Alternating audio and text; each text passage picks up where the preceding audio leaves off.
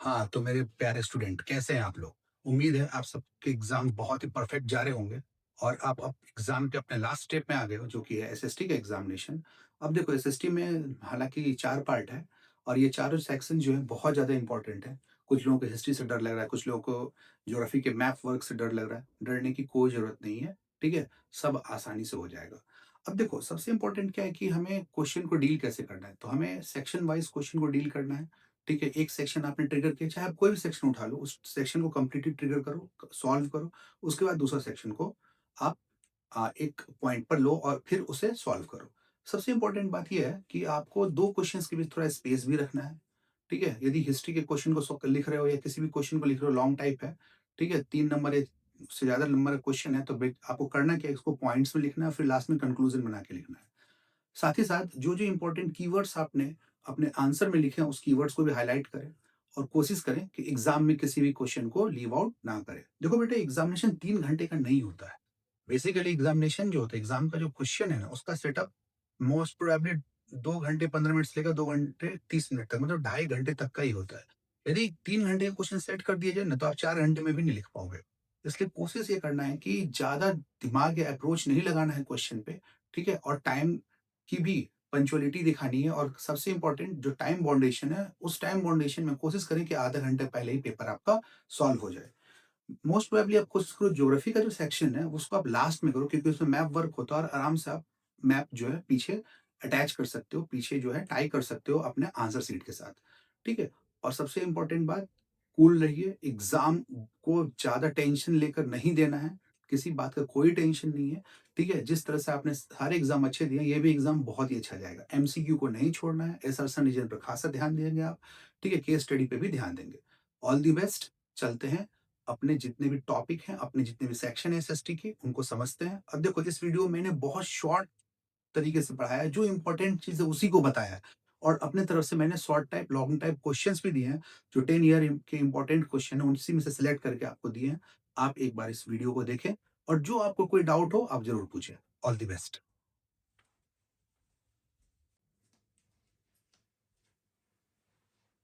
तो hello my alpha, beta, gamma, delta कैसे हैं आप लोग?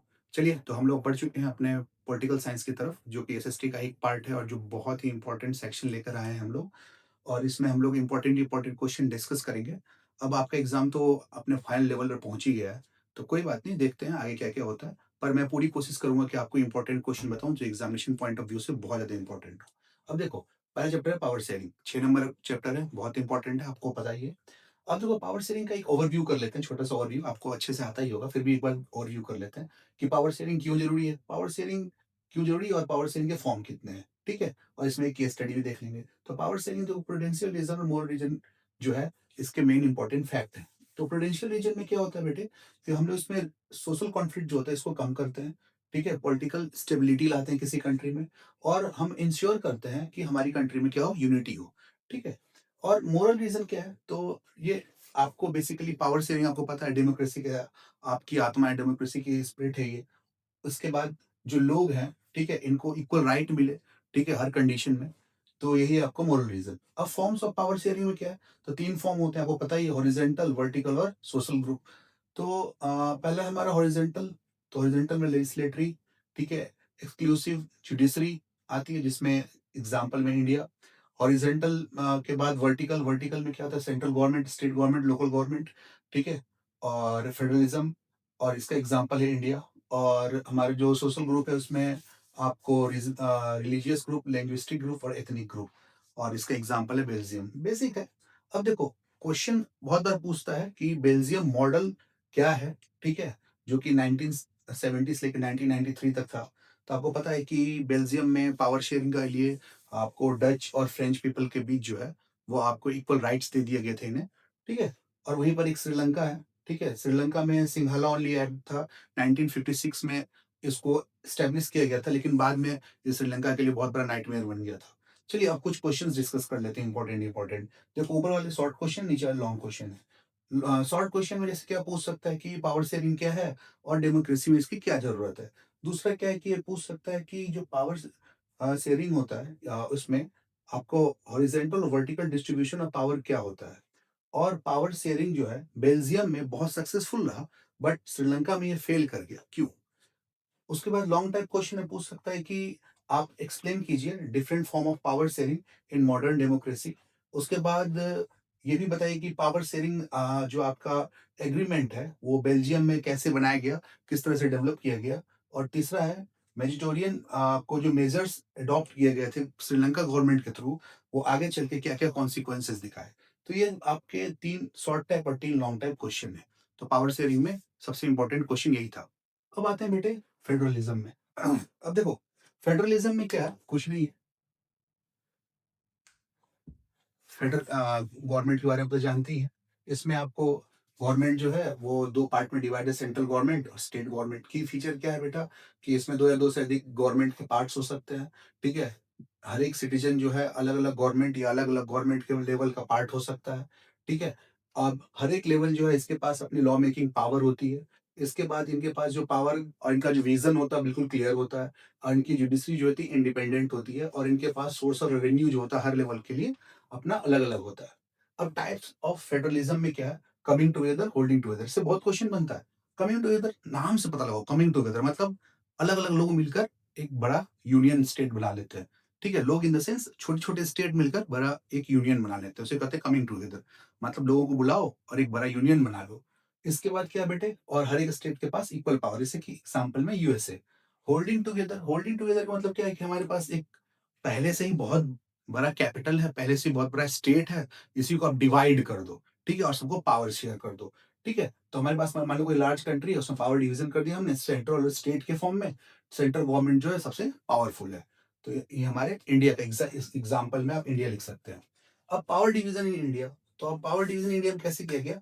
यूनियन स्टेट के आपको यूनियन लिस्ट के थ्रू, स्टेट लिस्ट के थ्रू और कंकरेंट लिस्ट के थ्रू। यूनियन लिस्ट में क्या-क्या आता है? डिफेंस, फॉरेन अफेयर्स और बैंकिंग। स्टेट लिस्ट में पुलिस, एग्रीकल्चर और ट्रेडिंग।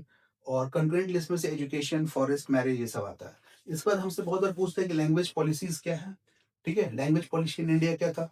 तो भैया कोई भी लैंग्वेज जो नेशनल लैंग्वेज नहीं है, ठीक है? इंडिया के ऑफिशियल लैंग्वेज के लिए हिंदी को मान्यता दी गई, हिंदी ऑफिशियल लैंग्वेज है, और लेकिन नेशनल लैंग्वेज नहीं है, याद रखना। और इंडिया के पास 22 लैंग्वेजेज़ हैं, ठीक है? जो कि ऑफिशियली लिखे गए हैं। अब आपको पता लगाने की 22 लैंग्वेज क्या-क्या है? तो भैया आपने देखा होगा खासकर जैसे ₹10, ₹20, ₹50, ₹100, ₹500 के नोट पे जो 500, 100 ये सब लिखा होता है ना, वो 22 अलग-अलग लैंग्वेज में लिखा होता है। ओके, उसके बाद है डिसेंट्रलाइजेशन। डिसेंट्रलाइजेशन क्या है बेटा?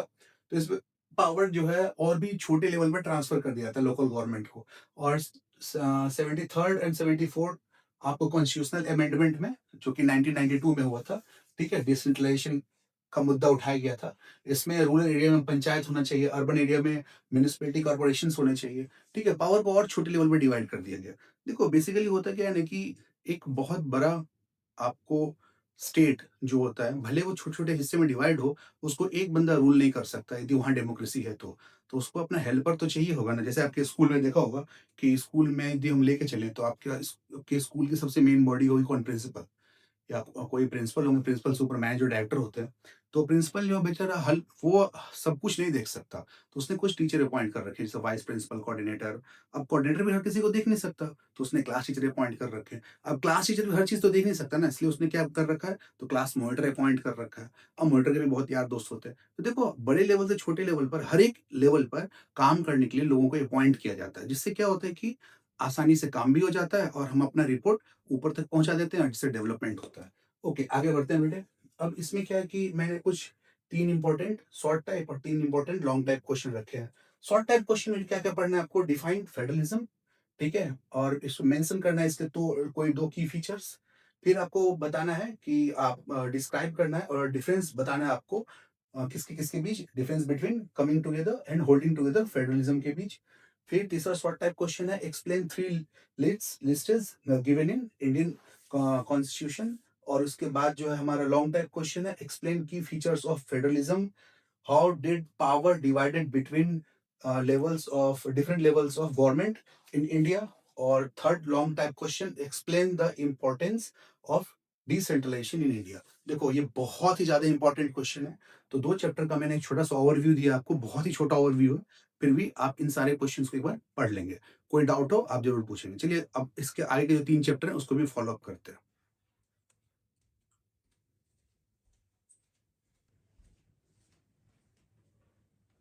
आगे हम अपने अगले चैप्टर की तरफ, जिसका नाम है जेंडर, रिलीजन एंड कास्ट। तो देखो, जेंडर, रिलीजन, कास्ट 3 नंबर का चैप्टर है। एग्जामिनेशन पॉइंट ऑफ व्यू से बहुत इंपॉर्टेंट है, क्योंकि एक एक मार्क्स भी बहुत इंपॉर्टेंट होता है। समझेंगे कि जेंडर, रिलीजन और कास्ट जो है पॉलिटिकल पार्टीज और पॉलिटिक्स, इंडियन की पॉलिटिक्स में किस तरह से इन्फ्लुएंस करती है। अब देखो, जेंडर और सेक्स में बहुत डिफरेंट होता है, इस चीज़ को याद रखिएगा। जेंडर क्या है, तो बेसिकली हमारा एक सोशल फॉर्म है, ठीक है, जिसमें एक इन इक्वालिटी बेस्ड पर मेन और वीमेन को डिवाइड किया जाता है, ठीक है, और इसके अपने सोशल रूल्स और नॉर्म्स होते हैं। तो बेसिकली क्या है कि अलग-अलग एक्सपेक्टेशंस और रोल के हिसाब से हमने डिवाइड कर रखा है जेंडर को। जैसे विमेन है तो वो घर के अंदर काम करेंगे, मेन है तो घर से बाहर का काम करेंगे। ठीक है? एक वर्ड जानते हो, गृहिणी। गृहिणी वर्ड बेसिकली विमेन के लिए इस्तेमाल ही किया जाता है कि वो घर का ही काम करेंगी। अब बेसिकली क्या है, तो इसी जेंडर डिवीज़न में हम पढ़ेंगे पैट्रियार्ची। ये क्या होता है? तो बेसिकली एक सोशल सिस्टम है जिसमें मेन या लोग या यूँ कहिए कि किसी मर्द को बहुत ज़्यादा पावर और डोमिनेंस दे दिया जाता है, ठीक है? उसके हाथ में इतना पावर होता है कि वो किसी विमेन को सप्रेस कर सके। तो कहने का मतलब यह है कि बेसिकली ये एक ऐसा सिस्टम है जिसमें सारी पावर या मैक्सिमम पावर एक मैन के हाथ में होती है। घर का जो मेन सदस्य होगा ना, वो कोई मेल ही होगा, फीमेल नहीं होगा। तो कहने का मतलब क्या है कि ये एक ऐसा सोशल सिस्टम है जिसमें आपको हमेशा विमेन को छोटा दिखाया गया है और मेन को ज़्यादा बड़ा दिखाया गया है। अब क्या है जेंडर इनइक्वालिटी। अब जेंडर इनइक्वालिटी कैसे हम देखेंगे? अब देखो, विमेन का आपको बहुत ही लो लिटरेसी रेट है। किसके रिस्पेक्ट में? मेन के रिस्पेक्ट में। आपने देखा होगा कि एक मूवी आई थी स्वदेश, क्या शाहरुख खान की। उसमें उसने आवाज़ उठाई थी कि लड़कियों को भी पढ़ने का राइट मिले। बहुत सारी ऐसी मूवीज़ आई हैं। हमने ये भी देखा है कि वुमेन को बहुत ही कम पढ़ाया-लिखाया जाता है। बहुत सारी कंट्रीज़ में तो राइट ही नहीं है वुमेन को पढ़ने का, ठीक है? और यहाँ तक कि बहुत सारी कंट्रीज़ ऐसी हैं, जहाँ पर तो आप ये समझ लो कि लिटरेसी रेट वुमेन का 0 के लगभग है। तो इम्पोर्टेंट क्या है कि लो लिटरेसी रेट की वज़ह से वुमेन आगे बढ़ नहीं पाती। साथ ही साथ वुमेन जो है, इनको मेन के रिस्पेक्ट में बहुत कम सैलरी दी जाती है एक ही तरह के जॉब के लिए। मतलब यदि कोई हाई पेइंग जॉब है, ठीक है? तो मेन को ज़्यादा पैसा मिलता है, वुमेन को कम मिलता है, ठीक है? खासकर प्राइवेट सेक्टर में तो बहुत होता है। इसके अलावा क्या है बेटे, तो हमारा क्या है कि चाइल्ड सेक्स रेशियो भी बहुत कम है। आपने देखा हो, सुना हो भ्रूण हत्या। इसमें क्या होता है कि जैसे ही पता चला कि मामा के पेट में, या यूँ कह लीजिए कोई लेडी है, प्रेग्नेंट है, उसके पेट में कोई आपको जो बच्चा है वो लेडी है या बच्चा लड़की है, तो तुरंत उसे क्या कर दिया जाता है, तो उसके भ्रूण को खत्म कर दिया जाता है, जिससे सेक्स रेशियो भी बहुत ज़्यादा इफ़ेक्टेड हुआ है। इसके अलावा हमारे क्या पॉलिटिकल आपको रिप्रेजेंटेशन, तो विमेन का पॉलिटिकल रिप्रेजेंटेशन बहुत कम है। वैसे हमारे इंडियन पॉलिटिक्स में विमेन का 1/3 पार्टिसिपेशन का रूल बनाया गया है, लेकिन ये रूल कोई फ़ॉलो करता ही नहीं है। अब देखो, इसके अलावा क्या है कि अगला है रिलीजन इन आपको कम्युनलिज्म एंड पॉलिटिक्स। कम्युनलिज्म क्या होता है? कम्युनलिज्म होता है कि अपने ही किसी एक धर्म को बहुत ज़्यादा आगे बढ़-चढ़ कर दिखाना और अपने ही एक धर्म को सुपीरियर मानना, दूसरे धर्म को सप्रेस कर देना। तो यही होता है कम्युनलिज्म, जो कि बहुत ही ज़्यादा डेंजरस प्रैक्टिस है। ठीक है? सेक्युलर स्टेट क्या है? सेक्युलर स्टेट कहता है कि कोई भी ऑफिशियल रिलीजन नहीं है किसी एक कंट्री का, कोई भी इंसान प्रैक्टिस कर सकता है, ठीक है? किसी भी रिलीजन को, और किसी रिलीजन को मान सकता है, ठीक है? तो इंडिया एक सेक्युलर स्टेट है। उसके अलावा कॉन्स्टिट्यूशनल मेजरमेंट क्या कहा जाता है, तो ये कहता है कि जितने भी आपको रिलीजन है, रिलीजन कम्युनिटीज़ है, सब के सब इक्वल हैं, ठीक है? कोई अलग नहीं है। अब क्या है कास्ट एंड पॉलिटिक्स। अब देखो, पॉलिटिकल पार्टी कास्ट का बहुत मुद्दा बनाती है, ठीक है? और बेसिकली क्या है कि वो ऐसे कैंडिडेट चुनती है जो कास्ट बेस्ड हो। जैसे कि कहीं पर यादव लोग ज़्यादा रहते हैं, यादव भाई ज़्यादा रहते हैं, तो वहाँ से यदि मुझे कोई विधायक चुनना है, तो मैं एक यादव कैंडिडेट ही खड़ा करूँगा। यदि किसी इलाके में मुस्लिम लोग ज़्यादा रहते हैं, तो वहाँ से जो विधायक मैं खड़ा करूँगा, एमएलए, एमपी को खड़ा करूँगा मैं, वो क्या करूँगा, तो मैं क्या करूँगा कि भैया किसी मुस्लिम कैंडिडेट को ही खड़ा करूँगा, जिससे क्या होगा कि वो एक वोट बैंक बन जाएगा। साथ ही साथ क्या है कि पॉलिटिकल पार्टीज़ जो होती है ना, वो कास्ट सेंटिमेंट को बहुत ज़्यादा अपील करती है, और जिससे कि वो वोटर का सपोर्ट पाती है और फिर उन्हें वोट भी मिलता है। ये तो आप जानते हो, बहुत सारी मूवीज़ में भी देखा होगा। मैं ज़्यादा डीप में नहीं जाऊँगा। अब कुछ शॉर्ट टाइप और लॉन्ग टाइप क्वेश्चन देख लेते हैं, जो कि एग्जामिनेशन पॉइंट ऑफ व्यू से बहुत इंपॉर्टेंट है। Short type question, how does gender inequality affect political representation? दूसरा, what role does religion play in shaping political identity in a democracy, and how has caste based discrimination influenced political participation in India. Long type question में मैंने 3 question रखे हैं। Explain how gender inequality impact political representation and what step can be taken to ensure gender inequality in politics. बहुत important question ही है। Discuss the role of religion in politics, analyze how caste discrimination has shaped political participation in India। अब ये जो questions मैं आपको दे रहा हूँ, ये बेसिकली 10 ईयर क्वेश्चन ही है जो सीबीएसई बार बार पूछता है। अब हमारा अगला चैप्टर है पॉलिटिकल पार्टीज। अब पॉलिटिकल पार्टीज क्या है? तो एक ग्रुप ऑफ ऑर्गेनाइजेशन है या ग्रुप ऑफ ऐसा ऑर्गेनाइज्ड ग्रुप है कुछ लोगों का, जो क्या करते हैं कि आपको जिनको पावर चाहिए होता है, पॉलिटिकल पावर चाहिए होता है, जो इलेक्शन के थ्रू इलेक्ट होते हैं और जो गवर्नमेंट में अलग अलग पॉलिसीज बनाते हैं और गवर्नमेंट को फॉर्म करते हैं। इनका फंक्शन क्या क्या होता है, करते क्या क्या है? तो बेसिकली ये इलेक्शन कंडक्ट करवाते हैं। ये बेसिकली आपको गवर्नमेंट को रन करने में, ठीक है, सुपरवाइज करने में मदद करते हैं। ये पॉलिसीज इन्फ्लुएंस करते हैं, बनाते हैं। और बेसिकली वोटर्स या किसी देश के सिटीजन या जिस देश में वो गवर्नमेंट है, उस वोटर्स को एजुकेट करते, मोबिलाइज करते हैं, ठीक है, उनके हित में काम करते हैं। अब टाइप्स ऑफ पॉलिटिकल पार्टीज, तो जैसे नेशनल पार्टीज, बीजेपी, ठीक है, इंडियन नेशनल कांग्रेस, आप आम आदमी पार्टी जानते होंगे। स्टेट पार्टीज जो किसी स्पेसिफिक स्टेट में फोकस करती है, जैसे कि एसपी, डीएमके। और एसपी मतलब समाजवादी पार्टी। और रिलीजन किसी खास टाइप के रीजनल पार्टीज में क्या क्या है, तो किसी एक खास स्पेसिफिक आपको रीजन में उनका बहुत ज़्यादा इन्फ्लुएंस होता है, बहुत स्ट्रांग होती है किसी एक खास पर्टिकुलर एरिया में, ठीक है, जैसे कि एआईटीसी, टीएमसी और बीजेडी, बीजेपी नहीं बीजेडी, बीजू जनता दल बेसिकली उड़ीसा की पार्टी है। तो बीजेपी और बीजेडी में थोड़ा सा डिफरेंस है, याद रखिएगा। अब पॉलिटिकल पार्टीज का चैलेंज क्या क्या आता है, ठीक है, तो बेसिकली चैलेंज क्या आता है? डिफेक्शन। पहला चैलेंज है डिफेक्शन। क्या है ये? इसमें क्या होता है कि कोई पॉलिटिकल लीडर या कोई पॉलिटिशियन अपने फायदे के लिए क्या करता है कि एक पार्टी से दूसरे पार्टी में स्विच कर जाता है। इससे क्या होता है कि पब्लिक के बीच एक गलत मैसेज जाता है, ठीक है, वो तो अपने फायदे के लिए स्विच कर गया, बट पब्लिक ने जिस पॉइंट ऑफ व्यू से उसे चुना था, ठीक है, अब क्या है कि पब्लिक का एजेंडा इससे इफेक्टेड होता है। दूसरा क्या है बेटा? आपको डायनेस्टिक पॉलिटिक्स।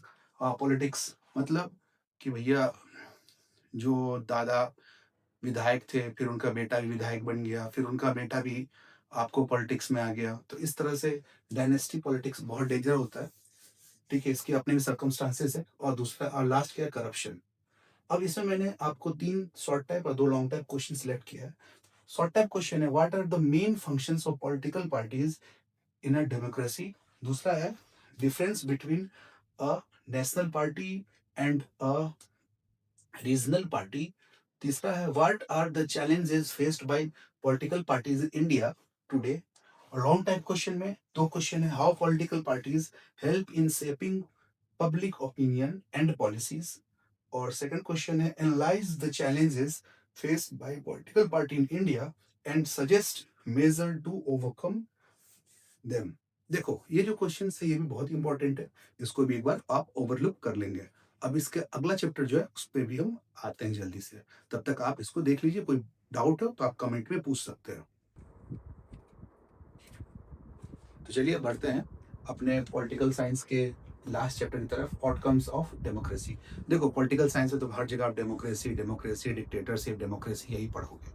अब इस चैप्टर में है क्या कि डेमोक्रेसी के आउटकम्स क्या क्या है और उनके की फीचर्स क्या क्या। पहला कह रहे हैं कि अकाउंटेबिलिटी एंड ट्रांसपेरेंसी। हाँ, अकाउंटेबल तो होना ही पड़ेगा डेमोक्रेसी में, किसी भी पार्टी को, किसी भी लीडर को। इसका क्या मतलब होता है कि डेमोक्रेसी जो ये इंश्योर करती है कोई भी गवर्नमेंट जो है पब्लिक की बात सुनेगी, उनके फेवर में काम करेगी, उनके प्रॉब्लम्स को सुनेगी और ओपन डिस्कशन रखेगी। मतलब किसी भी पब्लिक सेक्टर में किसी भी पब्लिक को या किसी भी जगह पर कहीं भी किसी को कोई इशू होता है, तो गवर्नमेंट इसके लिए रिस्पॉन्सिबल है कि वो उसके लिए काम करे। जैसे कि कोई सड़क खराब हो रखी है, तब ऐसा है कि जब पब्लिक गवर्नमेंट को बताएगी तो गवर्नमेंट को तुरंत उस सड़क को ठीक करना है। वैसे तो बताने की ज़रूरत नहीं है, क्योंकि पब्लिक ने अपनी प्रॉब्लम को सॉल्व करने के लिए गवर्नमेंट को चुना है। तो यदि गवर्नमेंट अकाउंटेबल होगी, ठीक है, ट्रांसपेरेंट होगी, तो खुद वो काम कर लेगी। दूसरा क्या है कि बेटा economical growth and development. Obvious सी बात है, डेमोक्रेसी में आपने गवर्नमेंट को चुना ही क्यों है? ताकि कंट्री का, स्टेट का, ठीक है, किसी भी जगह का, या यूँ कहें एक एक छोटे से छोटे नागरिक का, सिटीजन का इकोनॉमिकल ग्रोथ हो, साथ ही साथ हमारी कंट्री का डेवलपमेंट हो। क्योंकि कंट्री जो है एक-एक पर्सन से मिलकर ही बनता है, और ये हर एक पर्सन का ग्रोथ होगा तो ऑब्वियस सी बात है कंट्री का भी ग्रोथ होगा। अब इसमें क्या है, बट इम्पोर्टेंट क्या है कि पॉलिसीज़ ऐसी बनी हो जिससे कि आपको इकोनॉमिकल ग्रोथ हो और डेवलपमेंट हो। फिर क्या है, रिड्यूसिंग इनइक्वालिटी एंड पॉवर्टी। हाँ, गवर्नमेंट के लिए बहुत बड़ा चैलेंज है डेमोक्रेसी की इनइक्वालिटी। अभी आपने पढ़ा है जेंडर इनइक्वालिटी और साथ-साथ पॉवर्टी। ठीक है? ये तो बहुत बड़ा चैलेंज है, ठीक है? आपने बहुत बार ये सुना होगा कि अमीर-अमीर होते जा रहे हैं, गरीब-गरीब होते जा रहे हैं, ऐसा क्यों है? तो इसके पीछे ये भी एक इम्पोर्टेंट फैक्ट है। पॉवर्टी कैसे दूर करनी है, ठीक है? इसके लिए गवर्नमेंट को बहुत सारी पॉलिसीज़ बनानी पड़ेगी। वैसे गवर्नमेंट ने बहुत सारी पॉलिसीज़ बनाई है, ठीक है? आगे बढ़ते हैं, social justice and equality. Social justice and equality मतलब हर पर्सन जो है वो इक्वल है। कोई भी पर्सन अलग नहीं, चाहे वो किसी भी कास्ट का है, रिलीजन का है, हर पर्सन इक्वल है और हर किसी को इक्वल राइट है। ठीक है? हर पर्सन अपने राइट के लिए आपको डेमोक्रेसी का दरवाज़ा खटखटा सकता है। साथ ही साथ उसको हर उस चीज़ के लिए आपको कोई बाउंडेशन नहीं है जो कि लागू होता है किसी डिक्टेटर कंट्री में। ठीक है? डेमोक्रेटिक कंट्री में उसको हर चीज़ का फ़ायदा मिलेगा। यदि कॉन्स्टिट्यूशन में उसे कोई राइट दिया गया है तो उसको उसका फ़ायदा ज़रूर मिलेगा। अगला क्या है बेटा? Managing conflict peacefully. हाँ, मतलब किसी भी रिलीजन में या किसी भी कास्ट में कहीं भी कोई कॉन्फ्लिक्ट होता है, कोई बात विचार होता है, तो इसको आराम से हम सॉर्ट कर सकते हैं, सॉल्व कर सकते हैं। डेमोक्रेसी इसके लिए ही होता है। अब आते हैं बेटे, एक क्वेश्चन आता है, क्या एक टॉपिक है advantages of democracy over dictatorship. अब देखो इसमें क्या है, तो ऑब्वियस सी बात है डेमोक्रेसी जो है बेटा, आपने पढ़ा ही होगा, डिक्टेटरशिप से तो बेहतर ही है। क्योंकि डिक्टेटरशिप में एक बार राजा ने कह दिया कि जाओ टांग दो इसे, तो टंग ही जाएगा वो, कोई अपील नहीं है। लेकिन यहाँ आप सेशन कोर्ट में जा सकते हैं, मन नहीं माना हाई कोर्ट में जा सकते हैं, वहाँ मन नहीं माना सुप्रीम कोर्ट में जा सकते हैं, वहाँ मन नहीं माना प्रेसिडेंट के पास जा सकते हैं। इतना तो आपके पास पावर है। अब देखो पहला क्या है, प्रमोट्स इक्वलिटी अमंग सिटीजन। हर जो सिटीजन, जितने भी नागरिक हैं, ठीक है, सब के सब इक्वल हैं। ठीक है? Enhance the dignity of individual. हर किसी की अपनी डिग्निटी है। ठीक है? साथ ही साथ improve the quality of decision making. हाँ, हम किस तरह से डिसीजन मेकिंग मतलब पॉलिसीज कैसे बनाते हैं, लॉ कैसे बनाते हैं, उसको एम्पावर कैसे करते हैं, ठीक है, इसके लिए जो है क्वालिटी को इम्प्रूव करना, ये भी डेमोक्रेटिक कंट्री का एक रोल होता है। Provide a method to resolve conflict. हाँ, डिफरेंट टाइप के मेथड्स हो सकते हैं कॉन्फ्लिक्ट को आपको ख़त्म करने के लिए। जैसे इंडिया पाकिस्तान के बीच कॉन्फ्लिक्ट चल रही है, देखो सिंपल सी बात है, दोनों तरफ बहुत ज़्यादा पढ़े लिखे लोग हैं, बैठकर मसला सुलझा लें, मसला सॉल्व कर लें, हो गया। यदि हम बैठकर बात करेंगे ना तो बहुत सारे इश्यूज जो हैं वो आपको तुरंत ख़त्म हो सकते हैं। ये भी डेमोक्रेसी की ब्यूटी है। उसके बाद क्या है कि allows room to correct mistakes. हाँ, जो मिस्टेक हमने पहले कर किया है उस मिस्टेक से हमें सीखना है और साथ ही साथ उस मिस्टेक को ओवरकम करना है, हटाना भी है, ठीक है? ताकि वो मिस्टेक दोबारा ना हो सके। कभी-कभी हमें देखने को मिलता है कि रोड खराब बनी हुई है, तो उस सड़क को ठीक करवाया जाए। साथ ही साथ बहुत बार देखते हैं कि पानी में कोई इश्यू आ रहा है, वो पानी एक जगह से दूसरी जगह जो वाटर सप्लाई हो रहा है उसमें बहुत गंदे पानी देखने को मिलता है, तो इस प्रॉब्लम को ही दूर किया जाए। पिछली गवर्नमेंट ने क्या किया, इसको छोड़कर जो नई गवर्नमेंट आई उसको ये सोचना चाहिए कि वो क्या कर सकती है हमारे फेवर में। तो यही होता है डेमोक्रेसी। डिक्टेटरशिप में तो आप कुछ नहीं कर सकते। राजा ने जो एक बार कह दिया वही कह दिया। उसने कहा दिन है तो दिन है, रात है तो रात है। तो देखो हमने लगभग पाँचों चैप्टर को रिकॉल कर लिया बेटे। ठीक है? ये चैप्टर भी बहुत ही इंपॉर्टेंट था।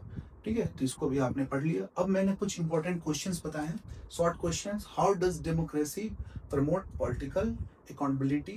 Second, explain how democracy enhance the dignity and freedom of the individual. Third, how does democracy help in reducing social conflict and ensure equality?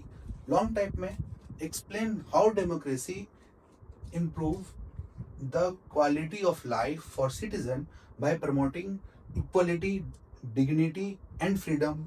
और second question long type में discuss how democracy helps in reducing social conflict and ensure better government by holding leader accountable. तो भैया ये 3 question short type के और 2 question long type के बहुत important है, आप इसको कर लेंगे। नहीं समझ में आता है तो आप मुझसे पूछ सकते हैं। चलिए बढ़ते हैं इकोनॉमिक्स की तरफ। जिसमें हमारा पहला चैप्टर है डेवलपमेंट और हमने दूसरा चैप्टर लिया है sectors of Indian economy. Development 2 number का चैप्टर है और sectors of Indian economy 7 number का चैप्टर है। बहुत इंपॉर्टेंट चैप्टर है। तो स्टार्ट करते हैं डेवलपमेंट। अब बेसिकली डेवलपमेंट होता क्या है? तो अब देखो हम अपने लाइफ़स्टाइल को और अपने लाइफ़ को जब हम इम्प्रूव करते हैं, ठीक है? अपनी लाइफ़ को एक क्वालिटी इम्प्रूवमेंट देते हैं। किसके थ्रू? तो हायर इनकम के थ्रू, एजुकेशन के थ्रू, हेल्थ के थ्रू, फ्रीडम के थ्रू। तो इसी को कहते हैं हम डेवलपमेंट। ये डेवलपमेंट जो होता है बेटे, ये तभी पॉसिबल हो सकता है जब सोसाइटी में हर कोई डेवलप करे, ठीक है? इक्वली, या यूँ कहें सोसाइटी में हर एक स्टेप जो है वो डेवलप करे, जिससे दूसरे स्टेप पर रहने वाले लोगों को प्रॉफिट मिले और फिर दूसरा स्टेप डेवलप करे तो तीसरे स्टेप को प्रॉफिट मिले। तो इसी से होता है डेवलपमेंट। मतलब जो सबसे लो लेवल पर है वो मिडिल पर आए, मिडिल जो है अपर पर पहुंचे, अपर जो है थोड़ा हाई पहुंचे, रिच बने, रिच अल्ट्रा रिच बने। तो यही होता है हमारा बेसिक डेवलपमेंट का मोड। अब ये जो डेवलपमेंट होता है बेटा, ये हमें क्या क्या प्रोमिस देती है? पहला, तो हमें कहा गया है कि डिफरेंट पीपल डिफरेंट गोल्स। हाँ, अलग अलग लोगों का गोल अलग अलग हो सकता है। मतलब कहने का क्या मतलब है? अलग अलग लोगों के लिए डेवलपमेंट अलग अलग हो सकता है। कुछ लोग जो है अपने बेसिक नीड्स को पूरा करने के लिए मेहनत करते हैं। कुछ लोग जो है अपने लाइफ स्टैंडर्ड को इम्प्रूव करने के लिए मेहनत करते हैं। कुछ लोग जो हैं अपने वेल्थ को इम्प्रूव करने के लिए मेहनत करते हैं। तो बेसिकली क्या है, तो अलग अलग लोगों का गोल अलग अलग हो सकता है। यहाँ तक कि ये जो गोल होते हैं डिफरेंट हो सकते हैं, कॉन्फ्लिक्टिंग हो सकते हैं। और इससे जो होता है, जो है इनकम है, इस पे भी डिस्प्यूट आ सकता है। अलग अलग लोगों की इनकम अलग अलग हो सकती है। अब एज पर एग्जाम्पल, बिजनेसमैन का गोल कंप्लीटली अलग होगा जो उस पर्सन से जो 9 to 5 जॉब कर रहा है, या प्राइवेट सेक्टर के लोगों का जो गोल होगा वो कंप्लीटली अलग होगा पब्लिक सेक्टर के लोगों से। तो इसका मतलब क्या है कि अलग अलग लोग तो गोल भी अलग अलग होंगे, और इससे अलग तरीके से डेवलपमेंट हो सकता है। मतलब डेवलपमेंट का डेफिनेशन हर पर्सन के लिए अलग अलग है, ठीक है? अब ये मत सोचिए कि हर पर्सन को रिच ही बनना है, ठीक है? इस चीज को ध्यान रखेंगे, आगे पढ़ेंगे कि डेवलपमेंट क्या है। कि अब नेशनल डेवलपमेंट क्या है, इस चीज को समझिए। नेशनल डेवलपमेंट मतलब कोई नेशन डेवलप कैसे करेगा बेटे? तो नेशन डेवलप तभी कर सकता है जब वहाँ के लोगों का रहने के स्टैंडर्ड बढ़े, लिटरेसी रेट बढ़े, हेल्थ बढ़े, हेल्थ जो है वो स्ट्रांग हो, इंफ्रास्ट्रक्चर स्ट्रांग हो, इनकम स्ट्रांग हो, ठीक है? हॉस्पिटैलिटी स्ट्रांग हो, सिक्योरिटी स्ट्रांग हो, तभी कोई देश डेवलप कहलाता है, ठीक है? देखो, इंडिया एक डेवलपिंग कंट्री है। ये मेरे दादाजी भी बोलते थे, पापा भी बोलते थे, आज मैं भी बोल रहा हूँ। बट एक चाइना डेवलप्ड कंट्री है, जापान डेवलप्ड कंट्री है, ठीक है? इंडिया भी अब डेवलपिंग से डेवलप्ड की तरफ बढ़ा है, लेकिन यदि कुछ पॉलिटिकल चीजें बदल दी जाए, ठीक है, तो बहुत जल्दी इंडिया आगे बढ़ सकता है। बट इंडिया में प्रॉब्लम क्या है? पहले प्रॉब्लम है वही लिटरेसी, दूसरे क्या है हेल्थ, तीसरा क्या है इंफ्रास्ट्रक्चर, चौथा क्या है सिक्योरिटी, ठीक है, पांचवा क्या हॉस्पिटैलिटी, एजुकेशन, ये सब प्रॉब्लम है। तो यदि आप सारी इन मेजर प्रॉब्लम्स को आप रिवर्ट करके देखो, रिवर्स करके देखो, तो वही मेजर प्रॉब्लम्स जो होते हैं वो किसी नेशन के डेवलपमेंट में बहुत मेजर आपको इम्पैक्ट बनाते हैं। यदि किसी नेशन को डेवलप करना है तो बेसिकली आपको एजुकेशन में काम करना पड़ेगा, आपको वहाँ की लिटरेसी को इम्प्रूव करना पड़ेगा, हेल्थ इंफ्रास्ट्रक्चर में काम करना पड़ेगा, ठीक है, सोशल सिक्योरिटी को ध्यान देना होगा। आगे क्या है, आपको कंपेयर करते हैं डिफरेंट कंट्रीज और स्टेट को अकॉर्डिंग टू डेवलपमेंट। तो उस कंपेरिजन में क्या है कि हम लेते हैं एवरेज इनकम। अब एवरेज इनकम क्या है? बेसिकली उसको पर कैपिटा इनकम ही बोलते हैं, total income of a country with respect to total population. तो देखो, इससे हमें पता चलता है जिस कंट्री का एवरेज इनकम या पर कैपिटा इनकम जितना मैच्योर होगा वो कंट्री उतना डेवलप होगी। ये एक क्राइटेरिया है, ठीक है, डेवलपमेंट चेक करने का। दूसरा क्राइटेरिया क्या है?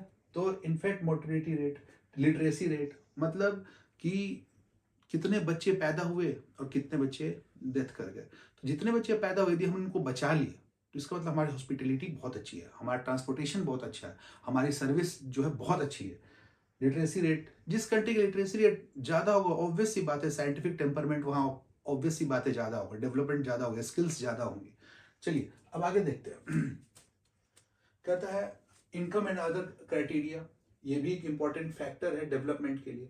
फिर ह्यूमन डेवलपमेंट इंडेक्स, ये भी डेवलपमेंट का एक फैक्टर है। सस्टेनेबिलिटी ऑफ डेवलपमेंट, हाँ, ये देखो ये बहुत इंपॉर्टेंट है, इससे क्वेश्चन बन के आ सकता है। मतलब कि हम अपने अलग जो आसपास के हमारे रिसोर्स, उसका हम किस तरह इस्तेमाल करते हैं, किस तरह से हम उन रिसोर्स को अपने आने वाले जनरेशन को दे रहे हैं, हैंड ओवर कर रहे हैं, किस तरह से हम उस रिसोर्स का इस्तेमाल किसी गरीब या किसी आपको लो इनकम जो आपको सोसाइटी है या लो इनकम वाले जो लोग हैं, उनके डेवलपमेंट में हम किस तरह से उनकी मदद कर रहे हैं, तो यही वो चीज़ है। ओके, तो कुछ क्वेश्चंस हैं। What is per capita income and why it is used as an indicator of development? बहुत अच्छा क्वेश्चन है, पूछता है explain why different people have different notation of development. Obvious सी बात है, अलग अलग लोग होंगे तो डेवलपमेंट का मोड अलग अलग होगा, मेथड अलग अलग होगा। Explain the different indicator of development and why per capita income alone is not sufficient। हाँ, पर कैपिटा इनकम से ही आप डेवलपमेंट नहीं बता सकते हैं। क्यों? बता ही रखा है, रीजन देख लेना। Explain why sustainable development is essential for long term progress. हाँ, ये बहुत इंपॉर्टेंट है, इस चीज को देख लीजिएगा। अगला है अगला है बेटा हमारा sectors of Indian economy, 7 number का चैप्टर है। सेक्टर ऑफ इंडियन इकोनॉमी में पहला है sectors of economical activities, primary sector, secondary और टर्शियरी। ठीक है, primary sector, secondary sector and tertiary sector. Primary sector को मैंने 1 डिग्री, सेकेंडरी को 2 डिग्री और टर्शियरी को 3 डिग्री बोला। बेसिकली प्राइमरी सेक्टर में क्या आता है? Agriculture, dairy, fishing, forestry. Secondary मतलब आपको 2 डिग्री मैन्युफैक्चरिंग इंडस्ट्री, और 3 डिग्री मतलब tertiary service sector. Tertiary sector तो सबसे इंपॉर्टेंट सेक्टर है। ठीक है, अब ये जो हमारे सेक्टर्स हैं इंडिया में, ये बेसिकली किन किन चीज़ों पर डिपेंड है और इसमें क्या क्या बातें निकल के आती है। पहला है इंपॉर्टेंस ऑफ टर्शियरी सेक्टर। हाँ जी, टर्शियरी सेक्टर जो होता है ना बेटा, बेस है प्राइमरी और सेकेंडरी सेक्टर का, इस चीज़ को तो याद रखो। फिर हमारा unemployment and why to create more employment. मनरेगा या नरेगा क्या है, ये पूछता है। ऑब्वियस सी बात है, आपको एम्प्लॉयमेंट क्यों चाहिए?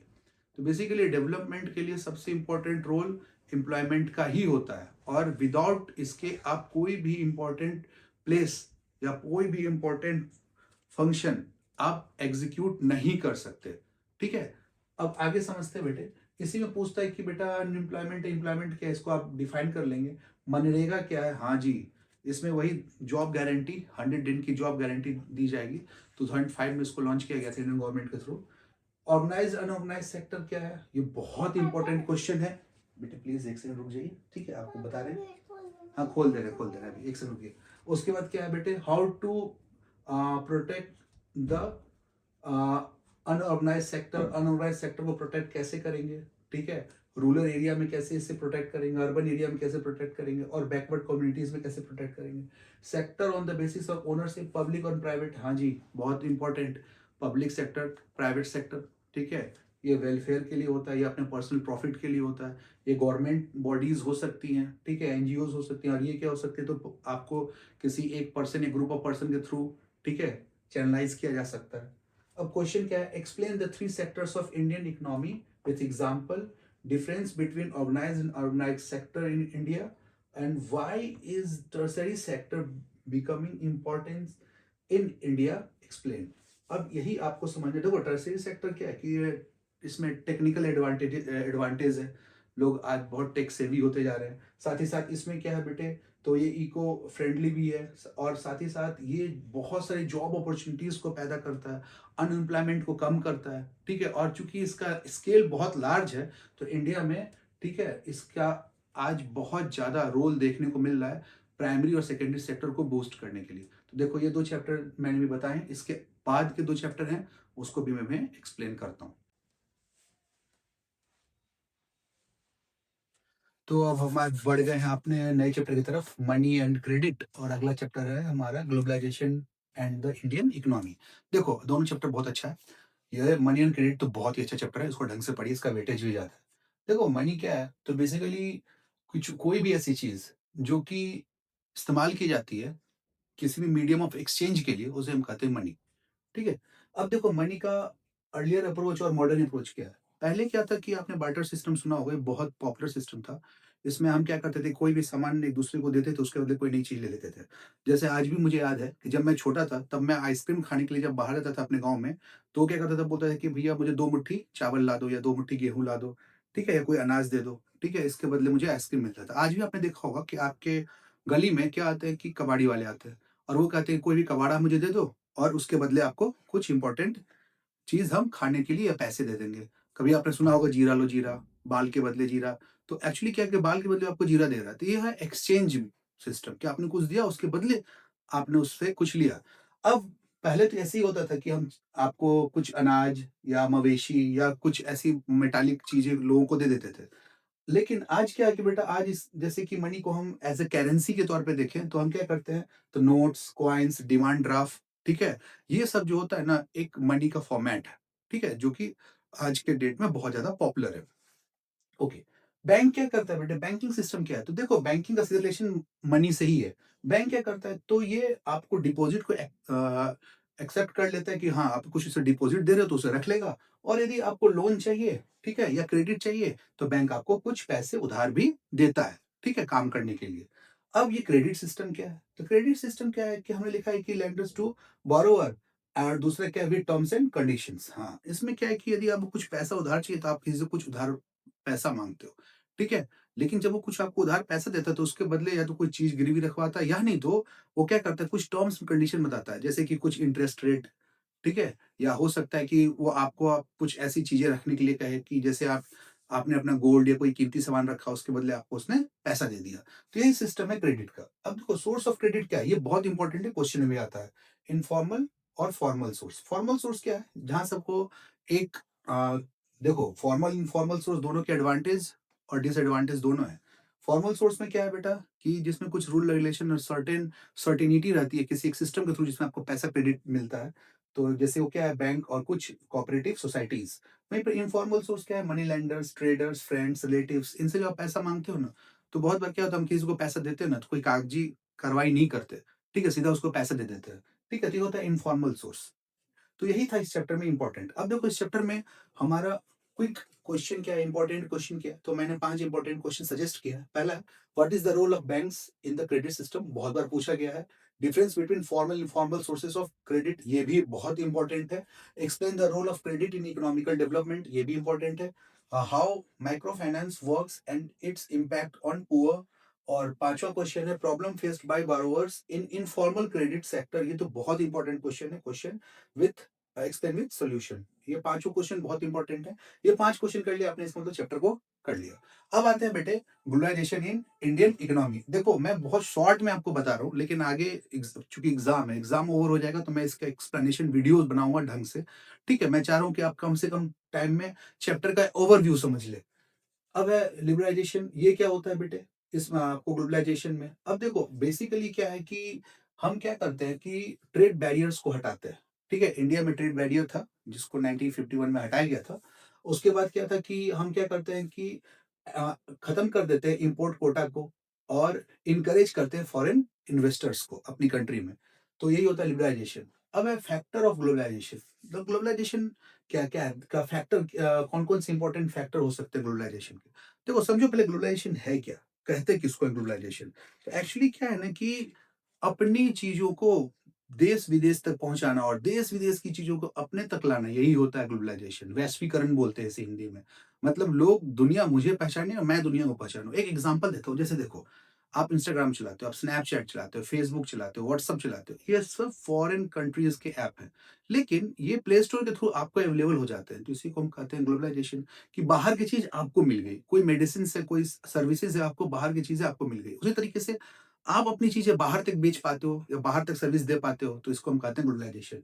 अब फैक्टर क्या क्या हो सकता है, जो ग्लोबलाइजेशन के इंपॉर्टेंट फैक्टर क्या हो सकते हैं? तो ट्रांसपोर्टेशन में इंप्रूवमेंट, ये बहुत इंपॉर्टेंट है कि ट्रांसपोर्ट होगा तभी चीजें इधर उधर जाएंगी।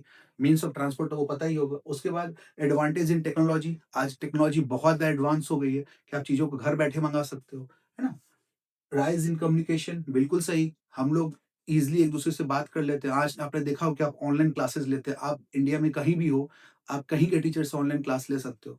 दूसरा क्या है, एमएनसीज़, हाँ, मल्टीनेशनल कंपनीज़ का भी बहुत ज़्यादा रोल है, ठीक है, ग्लोबलाइज़ेशन में। अब आते हैं एमएनसीज़, ये क्या करते हैं, तो प्रोडक्शन को बढ़ाते हैं और साथ-साथ जॉब अपॉर्च्युनिटीज़ और टेक्नोलॉजीज़ को भी एनहांस करते हैं, ठीक है? ये इनका बहुत बड़ा रोल है किसी भी कंट्री के डेवलपमेंट में, खासकर प्राइवेट सेक्टर में। अब ये आउटसोर्सिंग, आउटसोर्सिंग का क्या मतलब है कि देखो खुद से कोई काम ना करके अपने काम को दूसरे से करवाना, इसको कहते हैं आउटसोर्सिंग। अब आउटसोर्सिंग क्या है, work done by other countries. अब देखो जैसे कि इंडिया में मैं आपको एग्जांपल देता हूँ, जैसे कि बहुत सारे कॉम्पिटिटिव एग्जामिनेशंस होता है, तो गवर्नमेंट क्या करती है ना, किसी को एक कंपनी को ठेका दे देती है, चलो जी तुम एग्जाम कंडक्ट करवा दो और जो भी होगा फिर मुझे बता देना। आउटसोर्सिंग को आप ऐसे समझ लो जैसे मेरे गाँव में मेरी बहुत बड़ा खेत है। अब खेत में जाके तो मुझे खेत उतनी खेती तो कर नहीं पाऊँगा। तो मैंने क्या किया कि कुछ लोगों को उस काम के लिए कुछ किसानों को अपॉइंट कर दिया और उससे कहा कि बेटे आप काम करो और कुछ हिस्सा आप ले लेना, उसके बदले कुछ हिस्सा मैं ले लूँगा। तो ये होता है आउटसोर्सिंग कि मुझे किसी अपना काम किसी और से करवाना है, तो इसी को कहते हैं आउटसोर्सिंग। अब देखेंगे बेटा, इसमें क्या होता है कि लेबर कॉस्ट जो होता है बहुत चीपर होता है। ठीक है? उसका चैलेंजेस क्या है ग्लोबलाइजेशन के? तो इनइक्वालिटीज़, ठीक है? लॉस ऑफ आपको लिवलीहुड एंड एनवायरमेंटल इश्यूज़, हाँ, ये तो बहुत बड़ा फैक्टर है।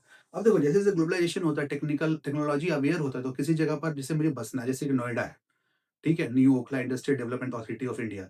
उसी तरह से आपका गुड़गाँव है, ठीक है? दिल्ली के आस-पास जितने भी आपने देखा होगा कि एनसीआर के इलाके में जो भी इलाके हैं, उनको प्रॉपर्ली बसाया जा रहा है। क्यों बसाया जा रहा है? क्योंकि अब जैसे गुड़गाँव है, टेक्निकल हब होता जा रहा है। नोएडा में भी बहुत ज़्यादा इंडस्ट्रीज़ और जॉब अपॉर्च्युनिटीज़ आ रही हैं। तो ऐसे केस में क्या होगा ना कि बहुत सारे चैलेंजेज़ आ जाएँगे ग्लोबलाइजेशन के लिए। भले फॉरेन कंट्री इंडिया में इन्वेस्ट तो कर रही है, लेकिन उनको रहने के लिए जगह जगह चाहिए।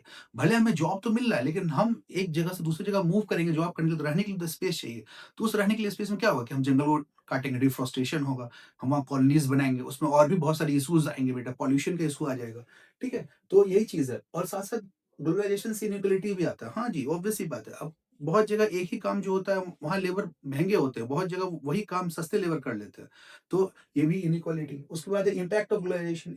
अब ग्लोबलाइजेशन का क्या इम्पैक्ट है हमारे लाइफ़ पर या हमारी सोसाइटी पर? तो सबसे पहले पहला है कि इकोनॉमिकल ग्रोथ, ऑब्वियस सी बात है। इकोनॉमिकल ग्रोथ होगा ही। कोई एक कंट्री अपने कंट्री का सामान या प्रोडक्ट दूसरी कंट्री में बेचेगी, तो बहुत ज़्यादा आपको प्रोबेबिलिटी है कि उस कंट्री को भी फ़ायदा हो जिस कंट्री में सामान बेचा जा रहा है, और जो 2 कंट्री सामान बेच रही है, उस कंट्री को भी फ़ायदा होगा। जैसे आप आईफ़ोन खरीदते हैं, ठीक है? अमेरिकन कंपनी है बेटा। अब आप आईफ़ोन यूज़ कर रहे हैं, तो आईफ़ोन आपने खरीदा, तो इससे इंडिया के गवर्नमेंट को भी फ़ायदा हुआ, अमेरिकन गवर्नमेंट को भी फ़ायदा हुआ। ठीक है? तो ग्रोथ इन इकोनॉमी ग्लोबलाइज़ेशन की वजह से। राइजिंग स्टैंडर्ड ऑफ लिविंग, हाँ, रहने का स्टैंडर्ड अब बढ़ा है। अब जैसे देखो कि मैंने बहुत पहले बचपन में सुना था कि जो चीज़ अमेरिका में होता है, वो 50 साल बाद मुंबई में होता है। जो चीज़ मुंबई में होता है, वो 50 साल बाद दिल्ली में होता है। तो यही चीज़ है हमारा राइजिंग स्टैंडर्ड ऑफ लिविंग। मतलब कि धीरे-धीरे अब हम लोग भी आगे बढ़ रहे हैं। अब कोई गाँव जो है वो शहर का रूप ले रहा है। कोई शहर जो है ना मतलब और भी डेवलप होते जा रहा है, मेट्रोपोलियन सिटी में कन्वर्ट होता जा रहा है। फैसिलिटीज़ बढ़ रही हैं। अब क्या है वाइडर चॉइस ऑफ गुड्स, हाँ, अब हमारे पास कोई चीज़ सामान खरीदने के लिए बहुत सारे चॉइसेस हैं। हम एक फ़ोन ही लेने जाते हैं तो बहुत सारी कंपनियाँ, हम पानी का बोतल भी खरीदते हैं ना, उसमें भी बहुत सारी चॉइस, कोल्ड ड्रिंक भी पी रहे हैं उसके लिए बहुत सारी चॉइसेस हैं। क्यों? ग्लोबलाइज़ेशन की वजह से। अब कुछ मैंने 4 इंपॉर्टेंट क्वेश्चन दिए, इसको आप ज़रूर पढ़ लें। पहला, what is globalisation and how it impacted the Indian economy, बहुत अच्छा क्वेश्चन है। Describe the role of MNC in India, how has globalisation affected employment and agriculture in India? And चौथा क्वेश्चन है what are the challenges faced by small scale industries due to globalization and how can they be supported?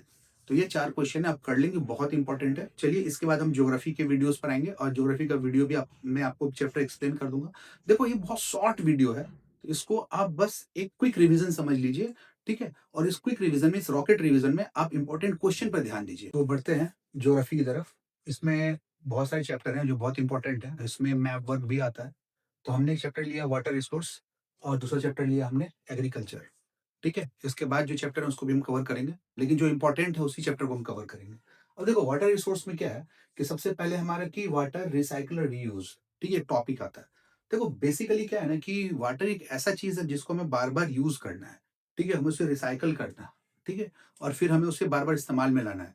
कहने का क्या मतलब है कि जो water pollute हो जा रहा है, उसको हम किस तरह से दोबारा से साफ करके दोबारा से रीयूज़ कर सकते हैं, ठीक है? तो यही है आपका रिसाइकिल एंड रीयूज़। फिर है conservation and management of water scarcity and prevention of water pollution.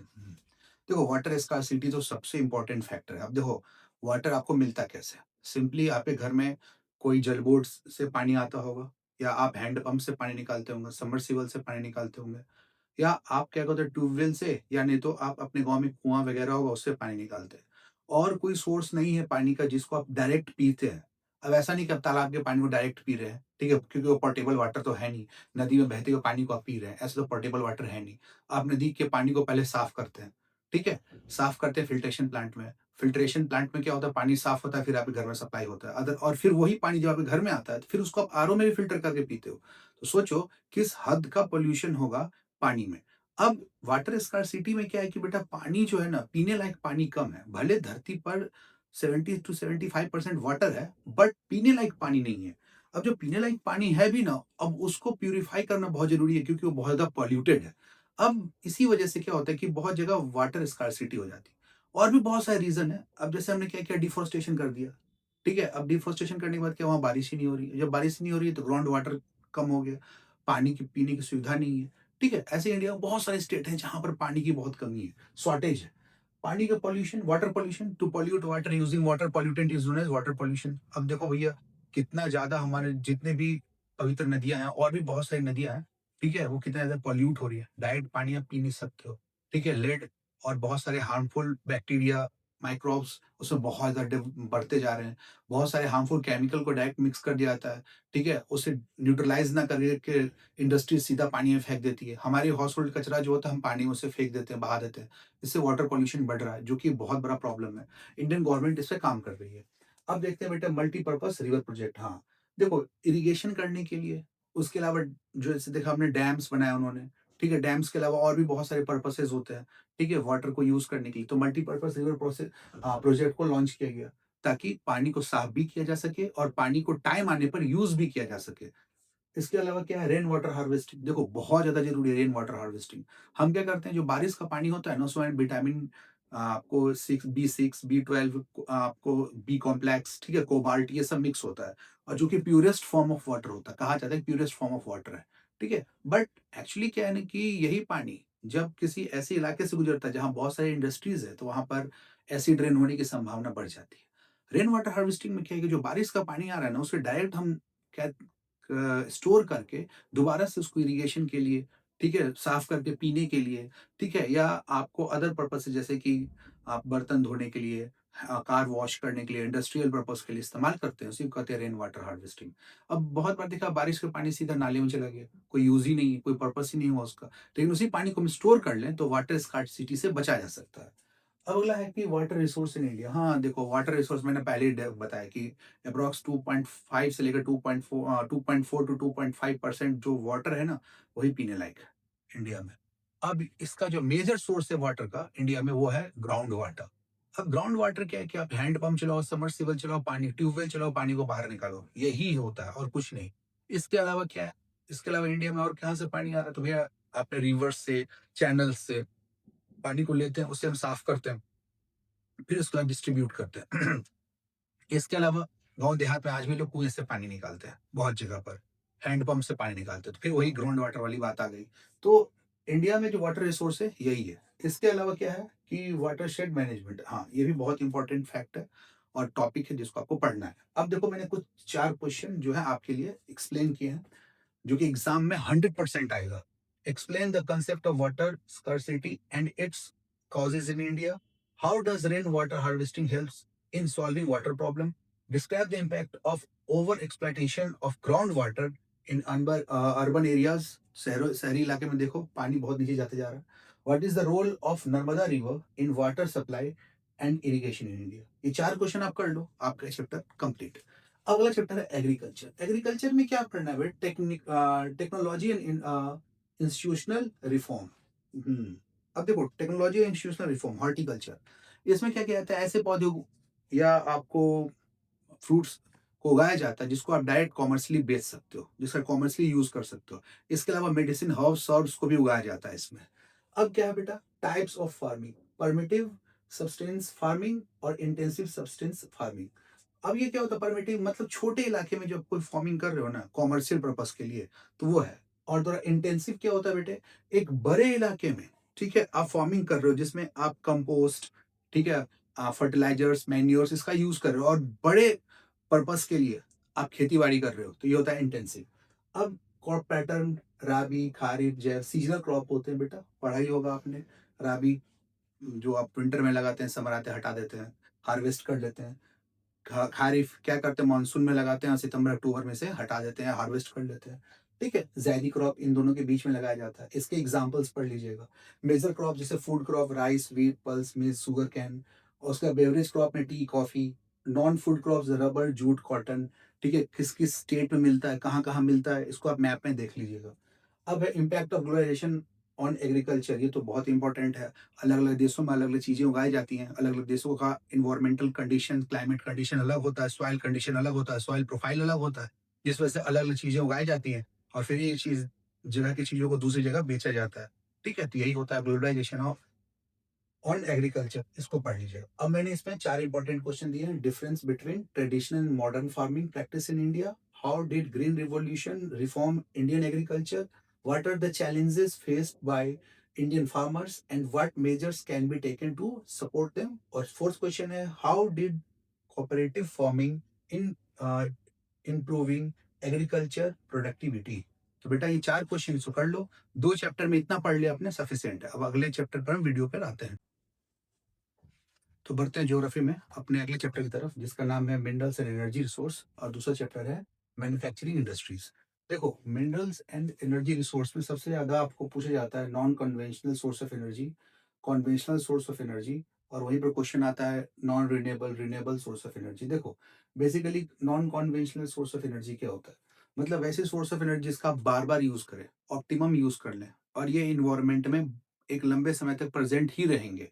ठीक है, ये जल्दी आपको खत्म नहीं होंगे। इसे कहते हैं हम लोग non renewable source of energy, जिसमें क्या है, solar energy, biogas, tidal energy, nuclear energy, ये सब जो है बहुत इंपॉर्टेंट होते हैं। कन्वेंशनल सोर्स ऑफ एनर्जी क्या है? जिसमें फॉसिल फ्यूल्स आते हैं बेटे, और ये बहुत जल्दी खत्म भी हो सकते हैं। ये बहुत ज्यादा मात्रा में उपलब्ध तो हैं, पर इस्तेमाल करने पर बहुत जल्दी खत्म भी हो सकते हैं। ठीक है, तो इसे हम non renewable source of energy भी बोलते हैं। अब इसमें क्या है, कोल, पेट्रोलियम, नेचुरल गैस, फिर से hydro electricity, thermal power plant, आपको थर्मल इलेक्ट्रिसिटी, ये सब बहुत इंपॉर्टेंट है। अब देखो, इससे क्या होता है, पॉल्यूशन भी बढ़ता है। ठीक है, कोल, पेट्रोलियम और नेचुरल गैस को यूज करने से पॉल्यूशन भी बहुत ज्यादा बढ़ता है। अब अगला है मिनरल्स एंड इस ऑकरेंस। देखो भैया, मिनरल में क्या है कि फेरस मिनरल मतलब iron ore, haematite, magnetite, non ferrous जैसे कॉपर, बॉक्साइट। ठीक है, इसके अलावा नॉन मैग्न मिनरल क्या कहते हैं, तो इसमें बेटा आ सकता है, क्या क्या आ सकता है, जैसे माइका वगैरह भी आ सकता है। तो ये सब जो ओर्स हैं, जैसे आयरन ओर, ठीक है, कॉपर ओर, बॉक्साइट, माइका, ये सब इंडिया में कहाँ कहाँ मिलता है, किस किस जगह पे मिलता है, कितने कंसंट्रेशन में मिलता है, ये क्वेश्चन बहुत आता है, मैप वर्क में तो आता ही आता है। ठीक है, जैसे कि आपको आयरन सबसे ज़्यादा किधर-किधर मिलता है, छोटा नागपुर के साइड में मिलता है आपको, उसके पठारों में सबसे ज़्यादा मिलता है। माइका वगैरह किधर मिलता है, बॉक्साइट, एल्युमिनियम वगैरह किधर मिलता है, कॉपर के ऊपर किधर मिलते हैं, किस स्टेट में मिलते हैं, ये आप पढ़ लेंगे, बहुत इंपॉर्टेंट है, मैप वर्क बहुत इंपॉर्टेंट है। इसके अलावा क्या है, मैंने आपको 4 क्वेश्चन सजेस्ट किए हैं। Difference between non renewable, renewable resource of energy, how has the use of coal and petroleum influenced Indian energy sector? Why is solar energy considered an important future energy resource in India? और explain the distribution of iron ore in India। ये 4 question जो है repeated question है, बार बार question पूछे जाते हैं, आपको board के क्वेश्चन है, पढ़ लेंगे। मैन्युफैक्चरिंग सेक्टर में क्या है बेटे कि एग्रो बेस्ड, एग्रो मतलब agriculture based, agriculture based industry में आपको जैसे कॉटन इंडस्ट्री, जूट इंडस्ट्री और शुगर इंडस्ट्री जो है, ये आपको बहुत इंपॉर्टेंट है। क्लासिफिकेशन कैसे करते हैं हम लोग इंडस्ट्रीज का, तो मेन रोल जैसे कंज्यूमर बेस्ड इंडस्ट्री और की industries, capital investment industries, small scale, large scale industries, ownership के हिसाब से इंडस्ट्री, जैसे कि public sector, private sector, joint sector, cooperative sector industries, और रॉ मटेरियल के हिसाब से हम क्लासिफिकेशन करते हैं किसका, तो इंडस्ट्रीज का। अब कहता है contribution of industry in industry to national income. देखो, वैल्यू एडेड मेथड से हम ये पता लगाते हैं कि किसी भी नेशन में कितना आपको एनर्जी क्या कहते हैं, इंडस्ट्रीज को डेवलप किया गया, कितने रॉ मटेरियल्स को आपको ऑब्टेन किया गया, फिर उस रॉ मटेरियल के प्राइस से जब किसी चीज को बनाया जाता है किसी इंडस्ट्री में, उसका प्राइस कैसे फिक्स किया जाता है, तो इसी को कहते हैं वैल्यू एडेड मेथड। और इसी वैल्यू एडेड मेथड से नेशनल इनकम को आइडेंटिफाई किया जाता है, और इससे पता चलता है कि किस इंडस्ट्री ने इंडिया में सबसे ज्यादा कंट्रीब्यूट किया है, इंडिया या किसी कंट्री के नेशनल इनकम को इंक्रीज करने के लिए। अब मैन्युफैक्चरिंग इंडस्ट्री तो के बारे में आपको पढ़ लेना है। Industrial pollution and environment degradation, हाँ ये बहुत जरूरी है। देखो, इंडस्ट्री में क्या होता है कि जितने भी आपको एसिडिक या बेसिक वेस्ट होते हैं, डायरेक्ट वाटर बॉडीज में मिक्स कर दिया जाता है, या आपने देखा होगा कि जहाँ थर्मल पावर प्लांट होता है वहाँ बहुत स्मोक चिमनी से बाहर आती है। इसके अलावा इंडस्ट्री को सेटअप करने के लिए हम क्या करते हैं, तो जंगलों को डिफोरेस्टेट कर देते हैं। तो ये एक बहुत मेजर इशू है, इसके लिए गवर्नमेंट को काम कैसे करना चाहिए, इस फैक्ट को भी आप पढ़ लेंगे। इसके बाद क्या है, automobile industry, mineral mineral based industry, ये 2 इंडस्ट्रीज़ जो हैं अभी इंडिया में बहुत बूम है और ये इंडिया में बहुत दूसरी कंट्रीज़ की जो इंडस्ट्री इंडिया में सेटअप बना रही है, इसके बारे में आप पढ़ लेंगे। अब ये 4 क्वेश्चन हैं जो मैंने सेट किया है। What is the significance of manufacturing sector in Indian economy? बहुत important question. Explain the contribution of textile industry to the Indian economy. कहता what is the role of small scale industry in Indian industrial development or discuss the impact of globalization on Indian manufacturing industries। ये तो topic बहुत important है, globalisation वाला topic पढ़ ही लें। ठीक है? अब इसके अलावा जो टॉपिक हैं, उसको आप रिकवर कर लेंगे, ठीक है? ये जो 4 चैप्टर मैंने पढ़ाए, ये बहुत इंपॉर्टेंट हैं। अब हम हिस्ट्री के इंपॉर्टेंट चैप्टर को एक बार ओवरव्यू कर लेंगे। बेसिकली देखो क्या है कि आपको क्वेश्चन करते वक़्त ध्यान ये रखना है कि किसी एक सेक्शन को आप क्लिक कर रहे हो, तो उसी सेक्शन के सारे क्वेश्चन करना। उसके बाद फिर दूसरे सेक्शन को ट्रिगर करना, ठीक है? जैसे आपने साइंस में किया था। और सबसे ज़रूरी बात क्या है बेटे, कि याद रखिए कि पहले आप कुछ पॉइंट्स बनाएँ, पॉइंट में आंसर लिखने के बाद उसका कंक्लूजन एक पैराग्राफ में बनाएँ, लॉन्ग टाइप क्वेश्चन लिख रहे हैं तो। और कोशिश कीजिए कि पॉइंट्स जो हैं क्वेश्चन के अकॉर्डिंग हो, जैसे कि 2 मार्क्स के क्वेश्चन है, ठीक है? हमें उसको कितने पॉइंट बनाना है, तो मैक्सिमम 3 टू 4 पॉइंट्स, ठीक है? 3 मार्क्स के हैं तो 4 टू 5 पॉइंट्स, ठीक है? ऐसे आपको बनाना है। और जो आप पॉइंट्स बनाएँगे उसी कंक्लूजन भी बना देंगे। मेन कीवर्ड्स को अंडरलाइन और हाइलाइट भी कर देंगे, ठीक है? और 2 क्वेश्चंस के बीच थोड़ा स्पेस भी रखेंगे, ठीक है? और इसके अलावा जो हिस्ट्री में इम्पोर्टेंट है, वो भी मैं आपको अभी डिस्कस कर लेता हूँ। जो हिस्ट्री में इम्पोर्टेंट क्वेश्चंस हैं, जो इम्पोर्टेंट टॉपिक है, वो भी मैं आपको अभी डिस्कस करूँगा।